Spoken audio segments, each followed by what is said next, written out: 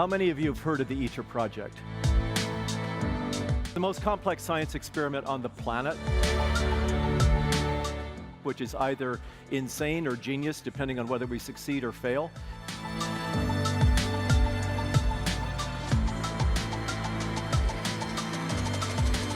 It's huge.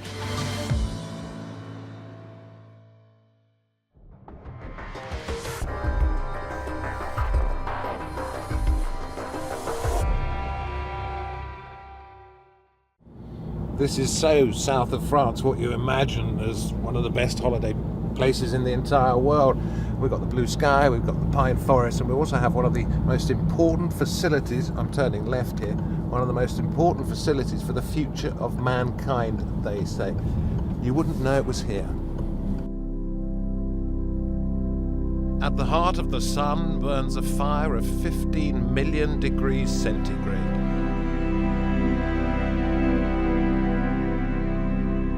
Nothing can compare, except perhaps in places such as this one day, where the target is 10 times that temperature and limitless clean energy.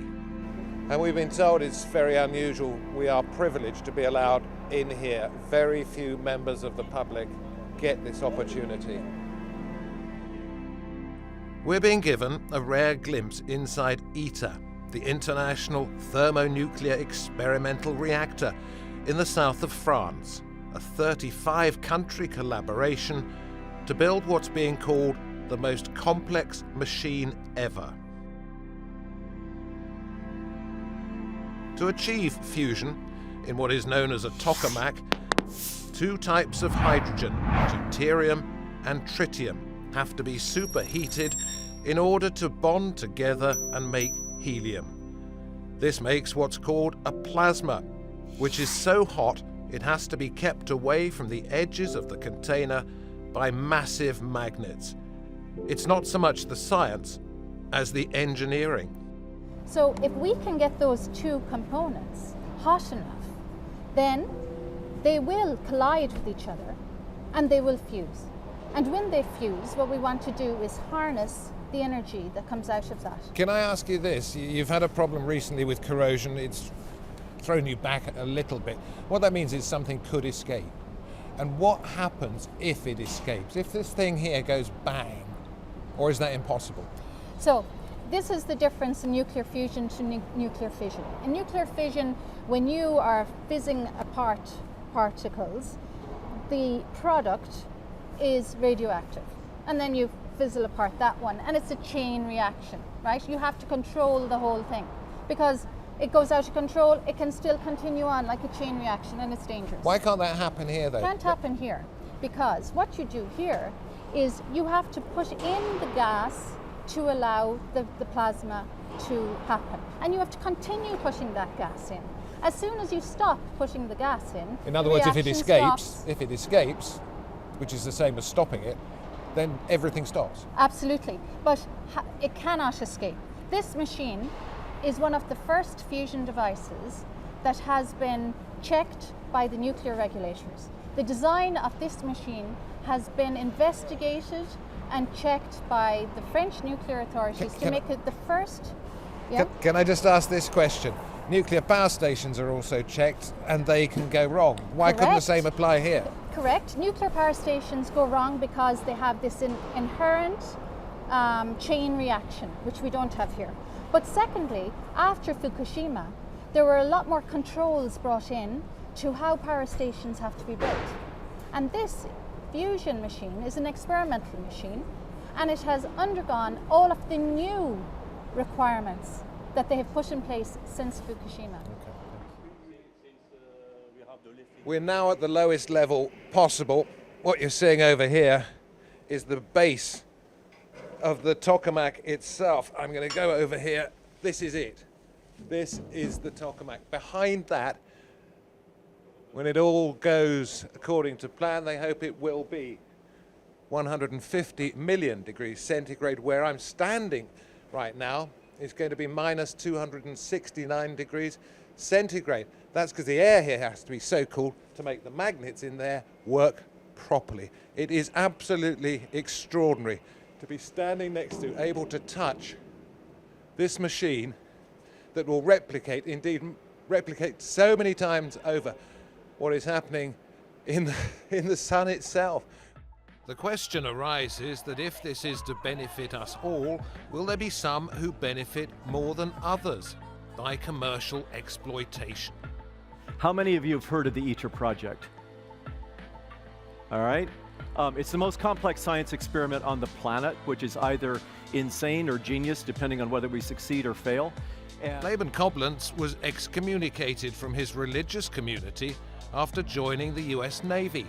The first time he came close to nuclear weapons was when he slept on a submarine with one under his bunk. He's on the side of one benefits, all benefit. So now if you go forward and you say, what happens after Iter?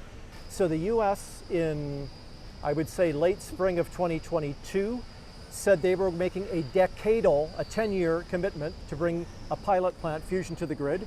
The UK has its STEP program, and they say they're going to get there by 2040. China has had dates of 2035 or 2040 for their demo project, and now you have commercial machines that say they're going to get there even faster. So the question of who will get there, it's an open field, and the question will that, whoever makes it first, make the most money? Not necessarily. Why? Because the know-how is largely being shared globally. So if the first company or the first country gets to a commercial production facility, think about it. That's like getting a Model T Ford, right? What we want to get to is, I don't know, a BMW or a Tesla or the most advanced machines. So there will still be quite a lot of iteration of how to take what that first plant does and make it better and better and better. In the Iter canteen, we discover a melting pot. We already share experience between all over the world, so this experience will be very valuable for all people and the industry. So if experimental reactor is already done, so we have to produce something new, maybe demo reactor, and we will migrate. So I don't think that if everyone goes back to his country, we'll be competing. I don't think so. But I think we keep on helping each other in the long term, you know. We have this idea of it's a joint struggle, actually. It's a true, it's a challenge, and we couldn't just do anything without the others. So I do not think that people's mindset here would be to go for a competition when leaving the project itself. And moreover, I mean, human beings just tend to build bridges, and you know, networking is normal around here. It's huge. I sat down, suitably attired, in the Iter Assembly Hall to link up with Vincent Tang of the US National Ignition Facility. It has been said, perhaps very unkindly, that what happened at your laboratory has been exaggerated. The importance of it has been over-exaggerated, if you like. Do you accept that people are making more of it, not necessarily with your encouragement, making more of it than they should do or need to? I'm obviously biased in terms of being a fusion scientist and my excitement for this moment, right? But I think if you look at it objectively, and you know, I go back to the beginning of our conversation here, you know, I think this is the first time we've been able to, you know, bring Starfire into a laboratory. And so from that point of view, it is an exceptional moment in our history and in science and physics, right? So from that point of view, I think it is something that we will look back at as really a moment in history, in human history. The international cooperation has been mentioned many times. Over now to Adam Charlton at one of Iter's partners in the UK.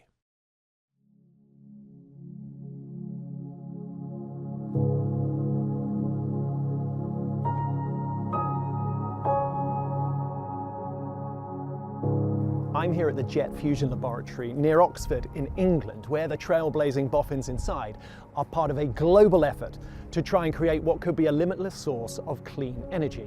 I want to know if it's worth all the time, the money and the resources being spent on this, but crucially, whether or not they can crack the code in time to save our planet.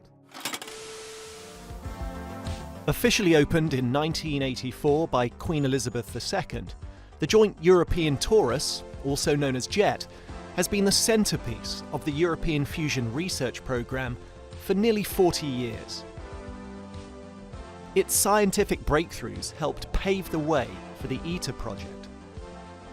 And it's where scientists like Damien King, but JET itself has produced more fusion energy than anywhere else in the world, are creating the blueprint for the power plants of the future. Do you think fusion energy is vital to the survival of our planet? I think in the long term, absolutely. I think that the mix of energy that we need will likely include fusion. There is an element that it is a gamble, but it's a gamble worth taking.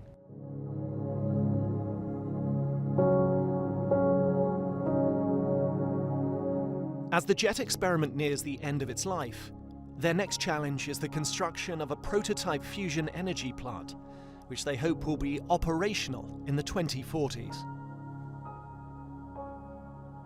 Okay, I want to take you now inside one of JET's oldest but still operational control rooms. This dates way back 40 years to when the Queen first opened this entire ambitious project. Give you a sense of some of the technology they're still using but about to renew. Still got our VHS player here. I remember those, so I've aged myself there. Some big, chunky computers. This is the past. Where are they headed next? Luckily, I have Professor Mike Gawley with me here to tell us all about the history of this place and the next stage for this project.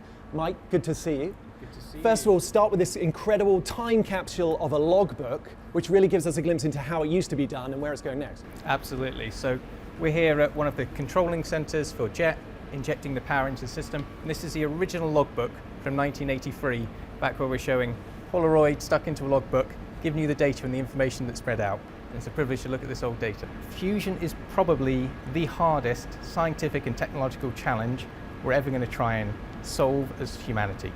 This will be one of, if not the most complicated device ever created. And that's wonderful for me, because it pushes human innovation. It pushes what we're trying to learn and develop. It makes us better as a species, if you ask me. And while we don't know that we are 100% going to solve it, we have firm evidence that we can get there. And devices like this and JET are the backbone on which we're building that knowledge. Fusion energy is already here. The real challenge is how to turn it from science experiment into commercially available fuel. So this is the thing, people ask, when will fusion be a reality? And fusion is a reality. Fusion happens in the reactor behind us many times a day. The question here is then, how do you make it efficient enough so that it is a commercial possibility? Not everyone is sold on fusion energy. Just ask billionaire businessman Elon Musk. Why bother creating fusion on Earth when we have a gigantic fusion reactor in the sky that just works with zero maintenance? There are lots of challenges in fusion that we need to overcome, but the great thing is there's the experience and expertise to overcome those. And it is part of an energy mix. You need it alongside renewables. But what it does give you is that baseload energy. So you can turn it on and off. You do not have to wait for the sun to shine or the wind to blow. There's an infectious passion among the scientists working on this multi-generational mission. All right, so Leah, this place is absolutely vast. There's that replica there. Why is this side so different to the rest of it? So this section is actually the 9th octant of JET. So JET is split into sort of 8 pieces, and we had a spare one that we then incorporated into the training facility. Especially among their youngest recruits, like Leah Morgan. I applied here on a whim. I didn't think I was qualified. I didn't think I'd get in. But there's just so few opportunities to actually work on world-leading science, especially straight out of university. So I applied anyway, and here I am. We need something that can replace fossil fuels in the grid, and we really think fusion is going to be there. First Light Fusion, which has close ties to JET, is among countless companies all over the world trying to crack the fusion power conundrum. The science is mind-bending, but their ultimate goal is simple: creating tiny fusion fuel capsules that generate the same amount of energy as a barrel of oil. The reason I got involved is because it's such a hard problem. Okay. I just wanted to, scale Everest and try, because I felt like I saw a path to do it. Co-founder and CEO Nick Hawker says the fusion race isn't about coming first. Actually, I don't really care about being first. I care about solving climate change and having, clean power, right? There's a different way of thinking about it, which is that the person who makes the most money is not the person who's first, but it's the person who's last in the market, the one that is left standing as the best final technology with 1,000 plants running. That's the real winner. Just like the space race of the 1960s, which taught us so much about rocket technology and made products like Teflon and Velcro a household name, fusion energy works in tandem with other groundbreaking technology. Something people don't know about fusion energy is how many other types of technology are associated with this amazing pursuit to try and advance science for us. One of them being robotics. I'm here with Faiz Rahman, who's here at the Race Robotics Center. Faiz, what's going on here? So right now we have these two robots here. So there's a red one and a green one. Maddie's tactfully picked up a rubber duck there. And Nick has just created a program for the robot to kind of run through. He's going to try to get it to pick up an object and then move it to another basket if need be. And this is all really straightforward. It's really simple for the user to kind of pick up. No, Nick, that was cheating. You just missed it. We'll give you one pass. Now there he goes. Thank you very much. There you go. Maddie over there, look at that. She's owning it with a rubber duck.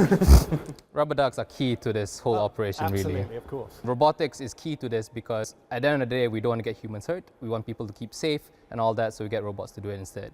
So just behind you here, we have James, which is standing by what we call the local side, controlling the robot. And every motion that he does on the manipulator, well, on this arm specifically, is replicated on the robot arm itself. Gotcha. And aside from very supple wrists, what sort of other qualifications do you need? How long do you have to train to be able to operate something like this? So James here is a bit of a professional when it comes to operating. He's been doing this for years and has thousands upon thousands of hours to actually work well within these environments. So it's quite easy to pick up, but it's really hard to get really good at it. Like I've tried it myself, I've done a bit of training and it takes me forever to even screw in a bolt. Like something that is so simple as screwing in a bolt should be straightforward to a person, but if you're trying to do it through a robot, where suddenly you're really far away, you can only rely on cameras and you have to rely on the haptic feedback, the feel of the robot, then suddenly it's a lot harder. Okay, Faiz, there's one last robot I want you to introduce us to, and that is the robot dog named Spot in this cage here. All right, so here's Spot. Spot is a Boston Dynamics robot, and what's really cool about Spot is that it walks, like it's a robot dog, but the most important thing that at least we think that's really cool about Spot is the fact that it can access human environments.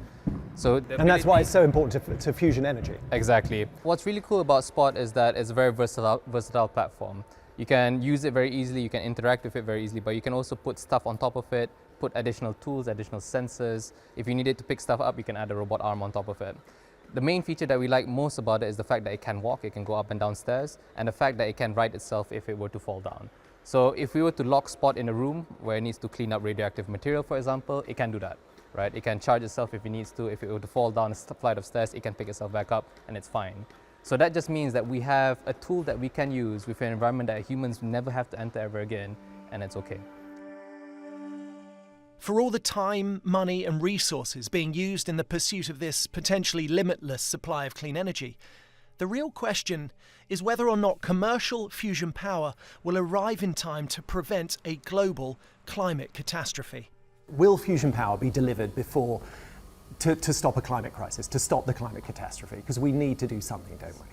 I remember there was a statistic that I read which really, one of the things which really brought it home for me. The trajectory we are on, it is 99% likely there will be no coral reefs left in the world. And that just made me really sad. So I think it will be in time to help, but it's not a silver bullet. And that's important because we must be acting now, building out solar and wind and other sources of clean electricity. But they won't be enough by themselves, so we need to have every technology we possibly can have in order to address this.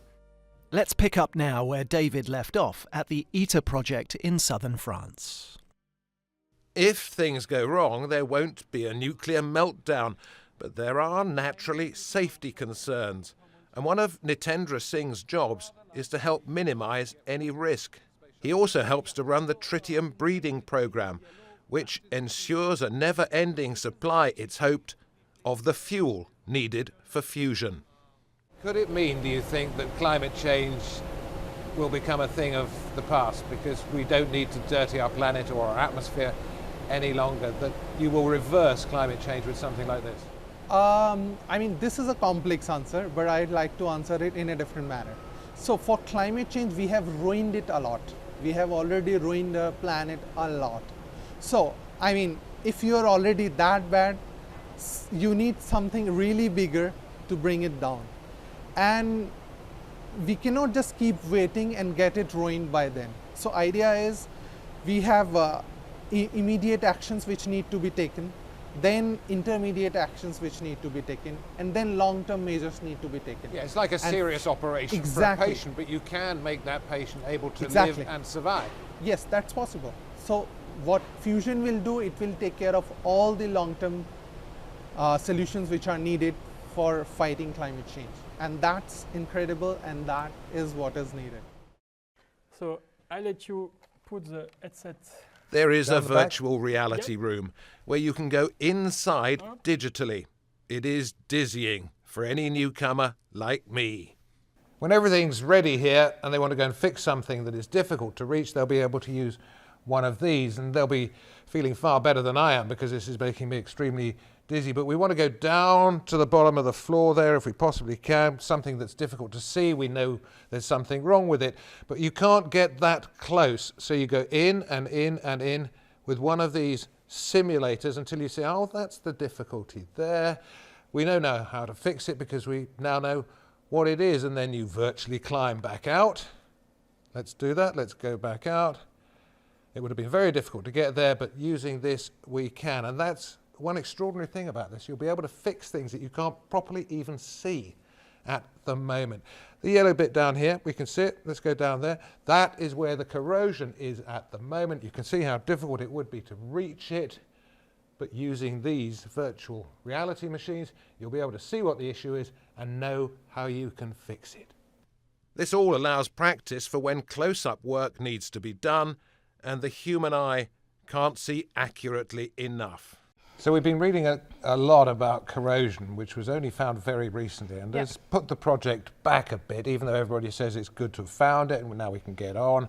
But where was the corrosion? So you see, and what was it? So what you've got here is that's the thermal shield in there, and then what the thermal shield, it's got water cooling channels in it, because obviously it's got this heat that it needs to take away. And in doing so, what's happened is those channels they've found, and these are, I think what you've got to explain is the cracks they've found are in the microscopic hair level. It's amazing that they found it. It's been, you know, it's a great find. Oh, I get it. Okay. These have been described to me as if they were the heat shields on a shuttle coming back into Earth. And we've heard how crucial they are. In fact, we've seen pictures of the front of a shuttle or another kind of space capsule coming back in, almost on fire. But that's because they're strong enough to withstand that heat. Yes, and so this has got to withstand heat and keep the separation of components from the very hot heat plasma to the magnets, which are the superconducting magnets, which are obviously at the cold level.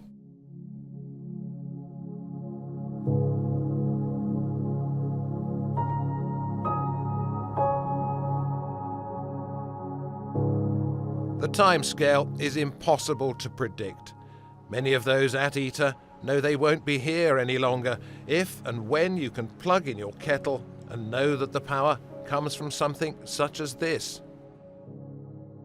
Maybe like Bernard Bigot, the former head of Iter, who lost his life in May of 2022, they will die, still not knowing if it can truly happen on a global scale. But they are all determined to do their very best to make it a reality that could actually change the way we all live and in what shape we leave our planet.